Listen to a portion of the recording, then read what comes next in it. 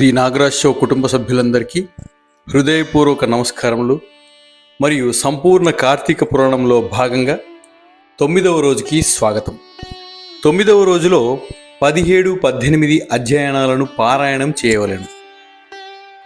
ఈ అధ్యాయం మొత్తం కూడా ఆత్మజ్ఞాన బోధ గురించి చెప్పబడింది. అంగీరస మహర్షి ఇట్లా చెబుతున్నాడు: నాయన, పూర్వముకనాడు కైలాసంలో పార్వతీదేవికి శివుడు చెప్పిన దానినే నేను నీకు బోధిస్తున్నాను. జాగ్రత్తగా ఆలకించు. దేహం అంటే ఏమిటి? శివుడంటే ఎవరు? బ్రాహ్మణుడు అనగా ఏమిటి? ఆత్మ అనగానేమి? అనే ప్రశ్నలను బాగా సంధించావు నాయన. వాటి వివరణను నేనిప్పుడు చెబుతాను. ధనలోభి, కర్మ ప్రమేయము గాని కార్యాచరణ గాని లేని నీకు విముక్తి ఎట్లు కలిగిందనే కదా నీ సందేహం. మన కార్యకార్యాల రూపమే ఈ దేహం.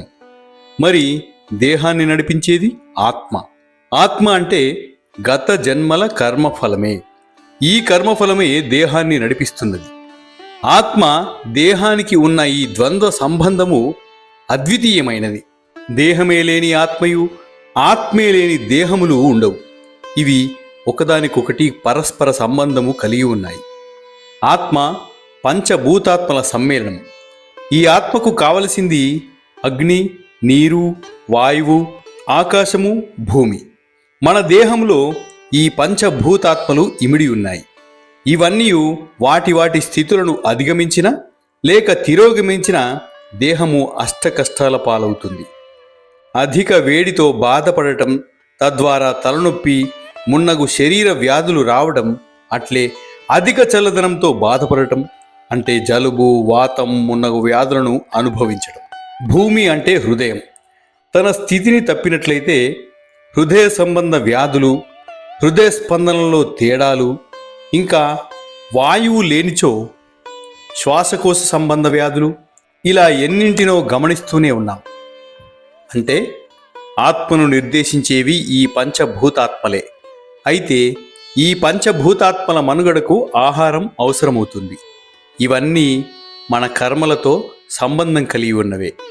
అంటే మనం చేసే పనులు, మంచి పనులు చేయడం వలన ఈ పంచభూతాత్మలు వాటిని నిర్దేశించిన నియమిత స్థాయిలో ఉండి దేహాన్ని బాధించవు. కానీ దుష్కర్మల వలన అంటే చెడ్డ పనుల వలన ఆత్మను నడిపించే పంచభూతాత్మలు తమకు నిర్దేశించిన నియమిత స్థాయికి ఎక్కువ కానీ తక్కువ కానీ అయితే అవి దేహాన్ని బాధిస్తాయి. ఈ విధంగా ఆత్మకు కర్మకు అవినాభావ సంబంధం ఉంది. కావున సత్కర్మలు చేసి సుఖించాలి. దుష్కర్మల ప్రేరణ వలన దుఃఖమే కానీ సంతోషం ఉండదని గ్రహించాలి. మరు జన్మ అంటే ఏమిటి, అసలు జన్మలెన్ని ఉన్నాయి అని వాటిని విశ్లేషించితే సత్కర్మలు, దుష్కర్మలు, ఆత్మ, జన్మములు ఇవన్నీ మరలా ఒకదానికొకటి పెనవేసుకుని ఉన్నాయి. మన దేహంలోనున్న ఆత్మను నడిపించే పంచభూతాలను ఆయా నిర్దేశించిన నియమిత స్థాయిలో ఉంచే సత్కర్మ, దుష్కర్మల వలనే జన్మలు కలుగుతుంటాయి. వీటన్నింటిని గురించి తెలుసుకోవటమే ఆత్మ సాక్షాత్కారం. కర్మబంధశ్చ ముక్తిశ్చ కార్యం కారణమేవచ స్థూల సూక్ష్మాంతధా ద్వంద్వ సంబంధో దేహముచ్యతే. అంటే కర్మబంధానికి, ముక్తికి, కార్యకారణములకు, స్థూల సూక్ష్మానికి గల ద్వంద్వ సంబంధమే ఈ దేహం అనబడుతోంది. అట్లే జీవుడంటే వేరెవరో కాదు, నేనెవరు అని ప్రశ్నించుకుంటే వచ్చే అహం బ్రహ్మస్మి అంటే నేనే బ్రహ్మను అనే సమాధానం శివుడు.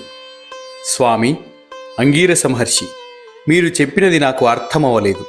ఒకవేళ నేను బ్రహ్మను అనుకోవటానికైనా అసలు బ్రహ్మ అంటే ఏమిటో తెలియాలి కదా. ఆ పదార్థ జ్ఞానం కూడా తెలియని నాకు మరింతగా వివరించి చెప్పమని ప్రార్థిస్తున్నాను అన్నాడు. అంతటా అంగీరసుడు, నాయన, మన అంతఃకరణానికి, దాని వ్యాపారాలకి, బుద్ధికి సాక్షిరూపమైన సచ్చిదానంద రూపమే ఆత్మ. పంచభూతాత్మయుతులైన దేహము ఆత్మ కాదు, అవి ఆత్మను నడిపించేవి మాత్రమే. అట్లే కంటికి కనిపించని మనస్సు గాని, ఇంద్రియాలు గాని, అస్థిరమైన ప్రాణం గాని ఇవేవీ ఆత్మ కాదు. అవి అన్నీ ఆత్మను ప్రేరేపించేవి మాత్రమే. కావున వీటి ప్రేరణతో పంచభూతాత్మలు, ఇంద్రియాలు, ప్రాణములు ప్రేరేపించబడుతున్నాయో ఆ ప్రేరణార్థకమైనదే ఆత్మ అని తెలుసుకో. అంటే ఇప్పుడు ఆత్మకు ఒక రూపమున్నదా? లేదు. అది పంచభూతాత్మలచే నశింపబడదు. అన్నింటికీ అతీతమైన ఆ ప్రేరణా శక్తియే ఆత్మ అని తెలుసుకో. స్థూలంగా నేనే ఆ ఆత్మ పదార్థమునై ఉన్నానని గ్రహించుకో. తాను అన్నింటినీ ఆకర్షిస్తూ తాను దేనికి ఆకర్షింపబడని అయస్కాంతం వలె ఆత్మ అన్నింటినీ ఆకర్షిస్తుంది. కానీ అది వేటికి ఆకర్షింపబడదు. అంటే పుట్టుక లేనిది, అస్తిత్వమైనది, వృద్ధి లేనిది, క్షీణత్వము లేనిది, పరిణామం చెందనిది, నాశనము లేనిది, 6 వికారాలు లేని దానినే ఆత్మగా తెలుసుకో. ఆ ఆత్మయే దేహత్వాన్ని పొందిన నేనుగా గుర్తించు. అలా తెలుసుకున్నవాడు అహం బ్రహ్మస్మి అనే స్థితిని పొందగలడు. అంటే నేనే బ్రహ్మను అని అర్థం. నాకంటే అతీతమైనదేదీ లేదని తెలుసుకోవాలి. నేను వేరు, నీవు వేరు అనే తారతమ్యాలు ఉద్భవించవు. కారణం నీలోనూ నాలోనూ ఉండేది ఆత్మయే. అది నీకు వేరుగాను, నాకు మరో విధంగాను ఉండదు. ఇంకా అర్థమయ్యేటట్లు చెప్పాలంటే అందరిలోనూ ఒకే రకమైన దేహేంద్రియాలు, వాటిని నడిపించే పంచభూతాత్మలు, కర్మాకర్మలు అన్నీ ఒకటే. ఇవన్నీ ఒక్కలాగే ఉన్నప్పుడు ఆత్మ మాత్రం ఒకరికి మరొకరికి వేరువేరుగా ఎందుకుంటుంది? ఉండదు. కావున ఆత్మ ఒక్కటే. రూపభేదమైన దేహాలు మాత్రమే వేరు. మరి బాహ్య శరీరాలలో భేదాలెందుకంటావా? ద్రవము ఎందులో పోస్తే దాని రూపాన్ని సంతరించుకుంటుంది. గిన్నెలో పోస్తే గిన్నె ఆకారము, పారదర్శక ఆకారంలో పోస్తే దాని ఆకారమును సంతరించుకున్నట్లే దేహంలో ఉండే ఆత్మ తన పదార్థ జ్ఞానాన్ని బట్టి ఆయా ఆకారాలను సంతరించుకుంటుంది. కనుక ఆత్మ ఒక్కటే నిత్యము, శాశ్వతమని గ్రహించాలి. దేహేంద్రియ మనః ప్రాణాలన్నీ ఆత్మచే ప్రేరేపించబడుతున్నాయి. ప్రేరణార్థక పదార్థమైన ఆత్మకు చావు పుట్టుకలుండవు. అది నిర్వికారమై ఉంటుంది. అది నిద్ర, జాగ్రత్తవస్థ, స్వప్నాదులను, వాటి ఆద్యంతాలను గ్రహించగలదు. నిద్రిస్తున్న లేక నిద్రావస్థలో ఉన్న ఆత్మ ప్రేరణయే వాటికి మూలం. కావున ఆ ఆత్మ పదార్థమును నేనై ఉన్నానని తెలుసుకో. త్వమేవాహం బ్రహ్మ అంటే ఆ ఆత్మగాయున్న నేనే బ్రహ్మమునై ఉన్నానని గ్రహించు. ఈ ఆత్మ అనూహ్యమైనది, అగోచరమైనది. ప్రేమైక ఆకారముగానున్న ఆత్మ పదార్థమును నేనై ఉన్నానని తెలుసుకోవాలి. ఈ ఆత్మ దేహేంద్రియ మనః ప్రాణాహంకారాల కంటే భిన్నమైనదని, షడ్వికారాలు లేనిదిగా తెలుసుకోవాలి. అదే ఆత్మ.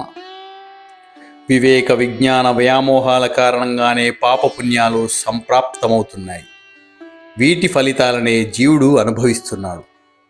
కర్మ లేకుండాటే ముక్తి, సర్వసాక్షియే నిశ్చయమని గ్రహించు. షడ్వికారములు లేనిదే పరమాత్మగా భావించు. కష్ట నష్టాలకు, సుఖ సంతోషాలకు, దుఃఖానందాలకు అతీతమైనదే పరమాత్మయని, అదే శాశ్వతమని, పరిపూర్ణమైనదని గ్రహించు. అవతార పురుష, దేనినైతే సర్వజ్ఞం, వరేశం, సంపూర్ణ శక్తిమంతంగా వేదాలు కీర్తిస్తున్నాయో ఆ బ్రహ్మను నేనే అని గుర్తించు. దేని వలన సర్వజ్ఞాని కాగలమో అదే ఆత్మ, అదే నీవుగా, నేనుగా ఉంటుంది. తదను ప్రవిశ్యాది వాక్యాల చేత జీవాత్మ రూపంలో జగత్ప్రవేశము, వాటి నియంతృత్వము, వాటి కర్మ ఫల ప్రదత్వము, సర్వజీవుల కారణ కర్తృత్వము ఇవన్నీ దేనికైతే చెప్పబడుతున్నాయో అదే బ్రహ్మగా తెలుసుకో. తత్వమసి, తత్ అనగా బ్రహ్మ అని అర్థం. అదే ఆత్మ కదా. త్వం అంటే నువ్వు అనగా పరబ్రహ్మగా అర్థం చేసుకో. అహం బ్రహ్మస్మి అంటే నేను బ్రహ్మను అనేది అర్థమయ్యే వరకు శ్రమ దమాది సాధన సంపత్తితో శ్రవణ మనకాదికాలను ఆచరించాలి.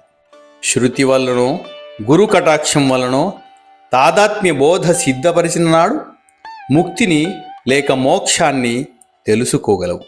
అప్పుడు సంసార బాంధము నుండి వేరుండగలవు. అటు పిమ్మట ప్రారబ్ధ కర్మను అనుభవించి అది కూడా పోయిన నాడు మోక్షాన్ని గ్రహించగలవు. బంధాలను బంధింపబడేవి ఫలవాంఛిత కర్మలు, ఫల పరిత్యాగ కర్మలు మాత్రమే ముక్తినిచ్చేవని తెలుసుకో అంటూ అంగీరస మహర్షి విశదీకరించాడు. ఇంతటితో 17వ అధ్యాయము సమాప్తం. ఇక 18వ అధ్యాయంలోకి వెళ్ళిపోదాం. అంగీరసుడు చాతుర్మాస్య వ్రతం గురించి వివరించుట. అంగీరసుడు చెప్పినదంతా విన్న ఉద్భూత పురుషుడు, మహర్షి, కర్మాకర్మలు అంటున్నారు, అసలు కర్మయోగం అంటే ఏమిటో వివరించమని ప్రార్థిస్తున్నా అన్నాడు. అంతటా అంగీరసుడు ఇట్లు పలుకుతున్నాడు. నాయనా, మంచి ప్రశ్నే వేశావు, చెబుతాను విను. కష్ట సుఖాలు, లాభ నష్టాలు, మంచి చెడులు, సుఖ దుఃఖాలనే ఈ ద్వంద్వాలన్నీ దేహానికే, అన్నింటికీ అతీతమైన ఆత్మకు ఉండవు. పోయి దేహమును కలిగినవాడు కర్మలను అనుష్ఠిస్తాడు. సత్కర్మలను ఆచరించి ఫలితమును పరమేశ్వరార్పితము చేయుటే జ్ఞానము. వర్ణాశ్రమ విధులైన స్నాన సౌధ కర్మలు చేయాలి. సూర్యోదయ కాలంలో స్నానం చేయాలి. స్నానం చేయకుండా చేసే కర్మ అది ఎంతటిదైనా నిష్ప్రయోజనం. కార్తీక మాసంలోనూ, వైశాఖ మాసంలోనూ, మాఘమాసంలోనూ కనీసం ఈ 3 మాసాలలోనూ స్నానం చేసేవాడు ఉత్తమ గతులు పొందుతాడు. అలా ప్రాతకాలమున స్నానం చేసి సంధ్యావందనం, జప తప హోమ తత్పరణలు చేయుట వలన వైకుంఠవాసుని కృపకు పాత్రులై చివరకు శ్రీహరి సన్నిధానం చేరుకుంటారు. వేద విహితములకు కర్మలు సిద్ధకర్మలు, చతుర్విధ పురుషార్థములు సిద్ధించుతాయి.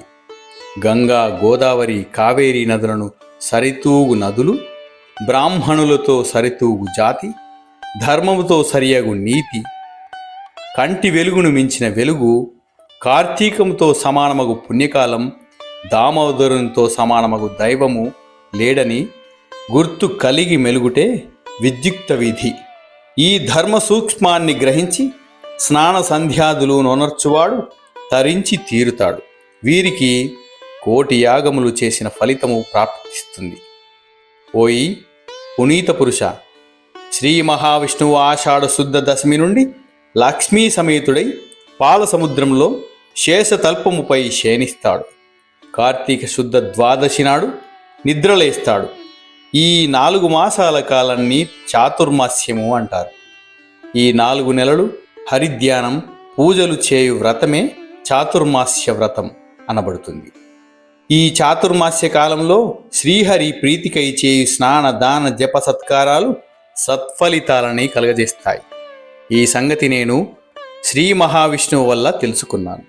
ఆ వివరాలను తెలియజెబుతాను విను అని అంగీరసుడు అక్కడ గల వారందరినీ చాతుర్మాస్య వ్రతం గురించి, దానిని ఉద్దేశించి, శ్రీహరిని ఉద్దేశించి సందర్భాన్ని, ఫలితాన్ని సవివరంగా వివరించాడు.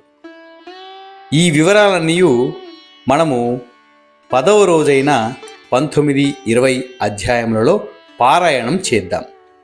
ఇంతటితో 18వ అధ్యాయం సమాప్తం. ధన్యోస్మి.